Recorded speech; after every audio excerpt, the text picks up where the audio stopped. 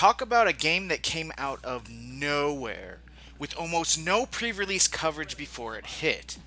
I was first introduced to this game in the hallowed halls of GamePro magazine, where the editor writing the preview, I can't remember if it was Scary Larry, Major Mike, or Bro Buzz who covered it, was so incredibly blown away by the game that you couldn't help but be just as excited as he was. His enthusiasm for the game just oozed through the pages, and I couldn't help myself. I really wanted to play this one.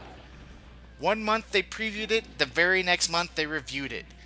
That's how much pre-release hype it got. What sets Bloody Roar apart is that all 8 fighters have the ability to transform from human form into beast mode! Giant animals. By filling the beast gauge that sits right underneath their life bar.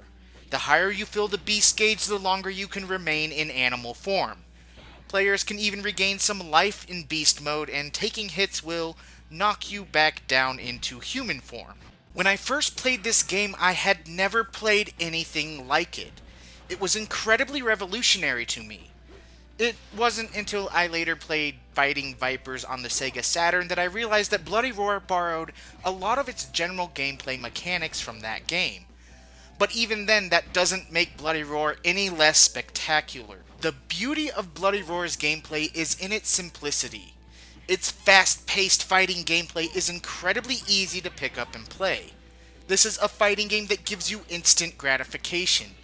Simple gameplay, easy combos, and the ability to morph into an animal at any time you choose makes for a game that is easy for gamers of all experience levels to pick up and play. Does this game cater to button mashing? Absolutely, but that doesn't make it bad. This game isn't trying to have the level of involvement of games like Virtua Fighter, because sometimes you just want to pick up, play, and enjoy a game. What it lacks in depth, it makes up for in playability and intensity. In fact, this game is extremely intense. I can't tell you how many times the matches come down to that final hit or combo. I know this happens in every fighting game at times, but the fast pace of Bloody Roar makes this a common occurrence, where, with butt puckered, yes, I just said that, you will say, "Whew, I beat him! I thought I was done!" The fierce combat keeps you on your toes, the gameplay is high-strung and very exciting. Graphically, the character models are a bit blocky but sport some nice texture detail. The arenas are also nicely detailed, if not a little rough looking, but most of them do have polygonal backgrounds, and there are even some cool touches like a working elevator in the nuclear power plant level, not that you'll have time to notice. The lighting and effects look nice, and even with all the action on screen, there isn't the slightest hint of slowdown. Overall, the visuals are a bit rough, but the game is fluid, and that's the most important thing to get right in a fighting game. The controls are perfect. They are responsive, and there are absolutely no issues.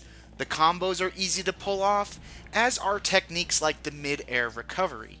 There are only 2 attack buttons until you turn into a beast, and then the beast mode button allows a 3rd attack button, only to be used in that mode. The sound effects are well done, but the generic guitar tunes are forgettable. You can even change the music back to the original arcade game's music, which is just as generic and forgettable. The modes in the game are pretty standard for fighting games. You have your arcade versus time attack survival and practice modes. The game does have a cool watch feature where you can watch 2 computer-controlled opponents duke it out, and there are some unlockables as well, like big heads. Overall, there's nothing like an Edgemaster mode or any extra mini-games like in Tekken. The bottom line. Bloody Roar is a fighting game that is easy to pick up and instantly enjoy. It may kind of cater to mashers over deep skill, but the fighting system is deep enough to hold the attention of seasoned fighting vets and newbies alike. It is fast, fun, and what it lacks in depth when compared to deeper fighting systems in other fighting games, it makes up for in pure playability. The ability to morph into animals is a really cool feature. The game makes it work well, and it doesn't feel like a gimmick. It becomes an integral part of the gameplay and strategy in the fights. This is an awesome fighting game and the first in a long-running series. I know the more recent iterations haven't fared well in the mainstream reviews, but I don't care. I love the Bloody Roar series.